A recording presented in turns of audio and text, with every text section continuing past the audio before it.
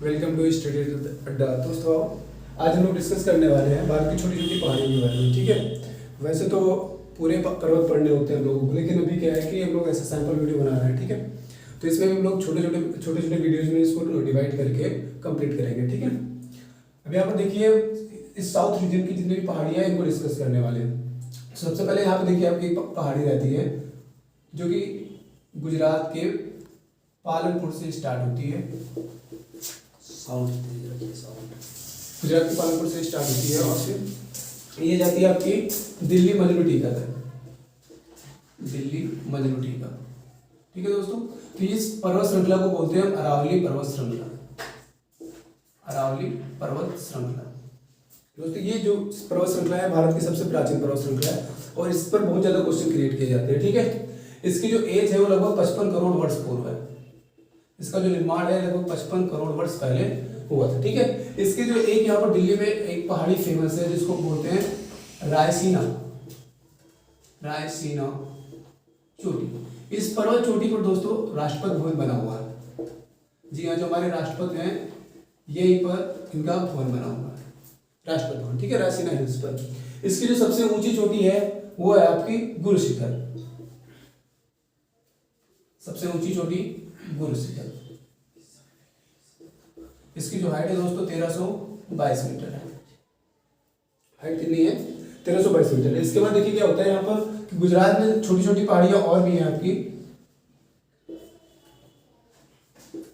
ये जो पहाड़ी रहती है दोस्तों इसको बोलते हैं गिर की पहाड़ी, गिर पर्वत या गिर पहाड़ी। ठीक है, और ये आपकी रहती है गिरनार पहाड़ी, गिरनार पर्वत। तो ये यहाँ पर देखिए, और ये आपका रहता है मांडो की पहाड़ी।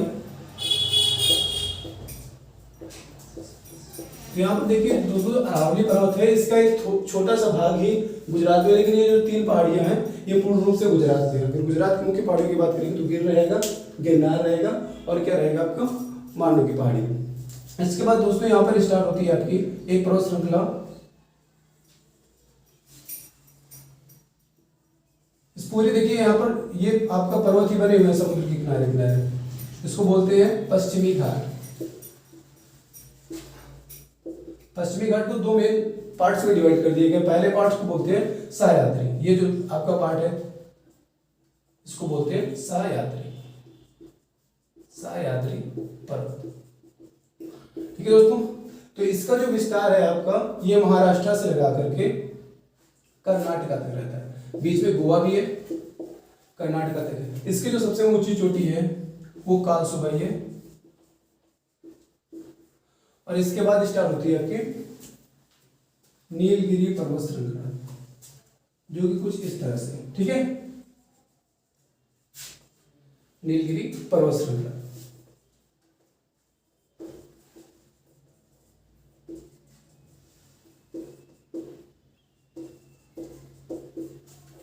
तो ये जो नीलगिरी पर्वत श्रृंखला है यहाँ पर 16 वन पाए जाते हैं। 16 वन के लिए फेमस है। तो यहाँ पर क्या रहते हैं आपके 16 वन रहते हैं। 16 वन की जो ऊपर की पत्तियां होती हैं अधिक बारिश के कारण क्या हो जाती है, नीली पड़ जाती है, इसीलिए इसको क्या बोला जाता है, नीलगिरी का पर्वत बोला जाता है। इसकी जो सबसे ऊंची चोटी है वो आपकी डोडा बेट्टा, डोडा बेट्टा, जिसकी हाइट है दोस्तों 1324 मीटर, 1324 मीटर। तो यहाँ पर हम बात करते हैं नीलगिरी पर्वत श्रृंखला की। तो यहाँ पर जो जंगल पाए जाते हैं उसमें टोडा नाम की जनजाति पाई जाती है, टोडा जनजाति। टोडा जनजाति के लिए फेमस है ये टोडा बेट्टा। पर्वत श्रृंखला के लिए फेमस है। डोडा बेट्टा क्या है, इसका सबसे ऊंचा पर्वत है और यहाँ पर क्या पाए जाते हैं आपके 16 वन पाए जाते हैं, इनको बोलते हैं कोटधारी वन, कोटधारी वन। ठीक है दोस्तों, तो यहाँ देखिए ये क्या होता है आपका, ये आपका पूर्वी घाट स्टार्ट हो जाता है। तो ये पूर्वी घाट और ये पश्चिमी घाट, पूर्वी घाट और पश्चिमी घाट को कौन जोड़ रहा है, ये नीलगिरी की पर्वत श्रृंखला जोड़ रही है। ठीक है, जहां से पूर्वी घाट शुरू होता है तो पूर्वी घाट की जो सबसे पहली पहाड़ी रहती है तो ये रहती है आपकी दोस्तों जावदी, जावदी पर्वत श्रृंखला। ठीक है, तो पूर्वी घाट की जो सबसे दक्षिणी चोटी रहती है वो कौन सी रहती है आपकी जावदी रहती है। यहाँ पर देखिए दोस्तों इसके नीचे तमिलनाडु में एक पर्वत श्रृंखला है जिसको बोलते हैं अन्नामलाई, अन्नामलाई पर्वत श्रृंखला।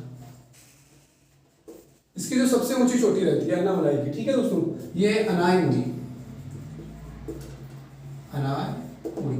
इसकी इसकी जो हाइट है आपकी ये 1365 मीटर है। अब यहाँ पर देखिए साउथ में ये भी है आपका नाम अनायगुड़ी भी है और साउथ में डोडा बेट्टा भी है, लेकिन दोनों में सबसे ऊंचा कौन है? अनायगुड़ी, जिसकी हाइट कितनी है? 1365 मीटर। तो दक्षिण भारत की सबसे ऊंची चोटी कौन सी हो जाती है? आपकी अनायगुड़ी हो जाती है। इसके नीचे देखिए दोस्तों एक छोटी सी पहाड़ी और है जिसको बोलते हैं कैडमियम वैली। कैडमियम वैली इलायची की पहाड़ी,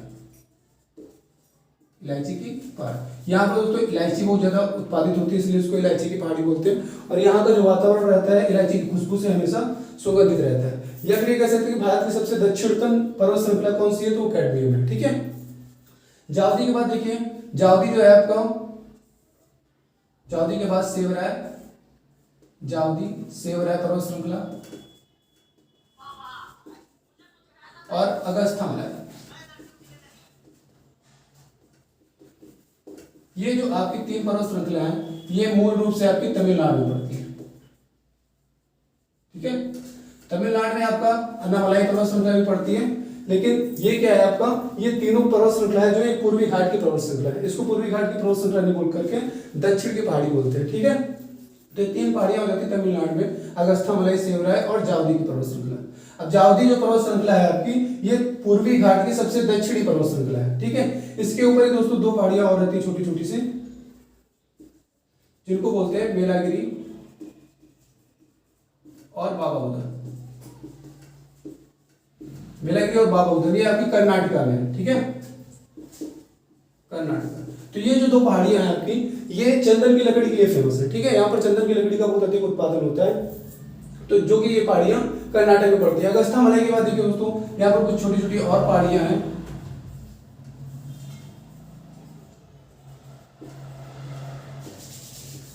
इसको बोलते हैं नल्लामलाई, वेलकुंडा, पालकुंडा, श्रीशैलम, तिरुमाला। ये जो पांच पर्वत श्रृंखला है दोस्तों ये आपकी पड़ती है आंध्र प्रदेश में। ठीक है, ये आंध्र प्रदेश में पड़ती है।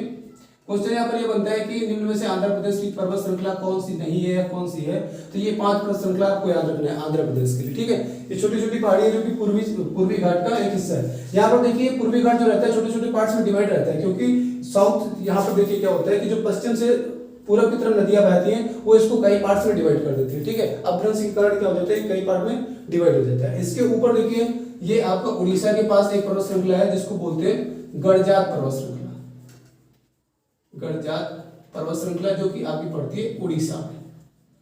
ठीक है, उड़ीसा के ऊपर देखिए यहाँ पर पश्चिम बंगाल में एक पारसनाथ पर्वत श्रृंखला है जो कि हिस्सा है आपका सतपुड़ा का,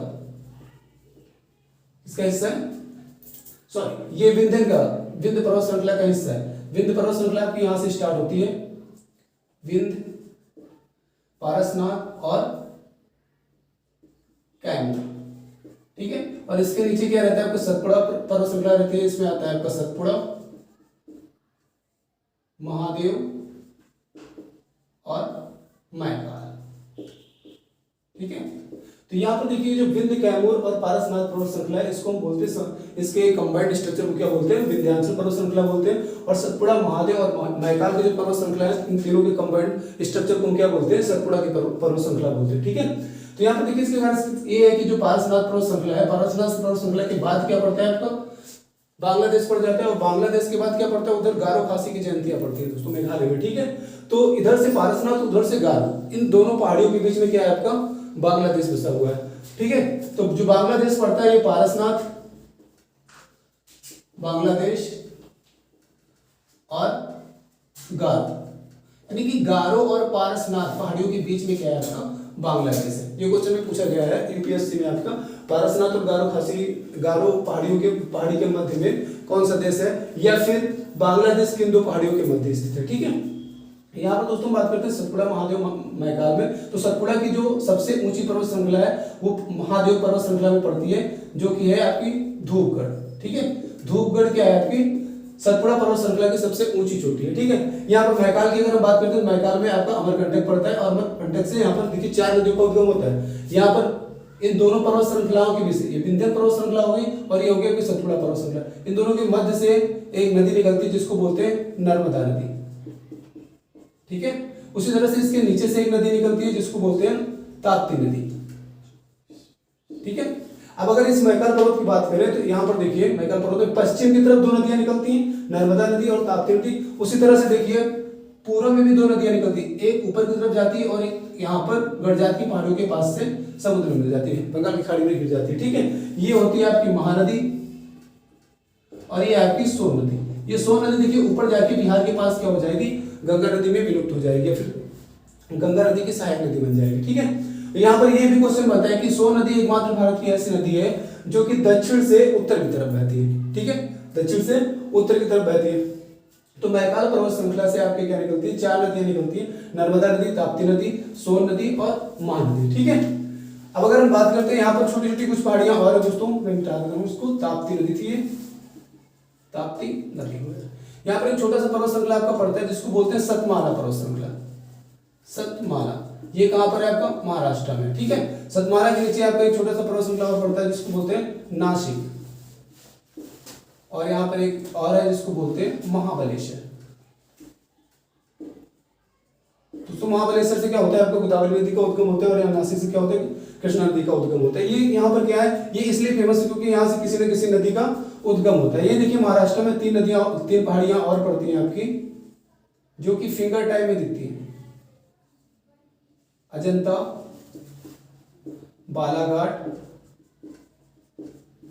और हरिश्चंद्र पहाड़ी।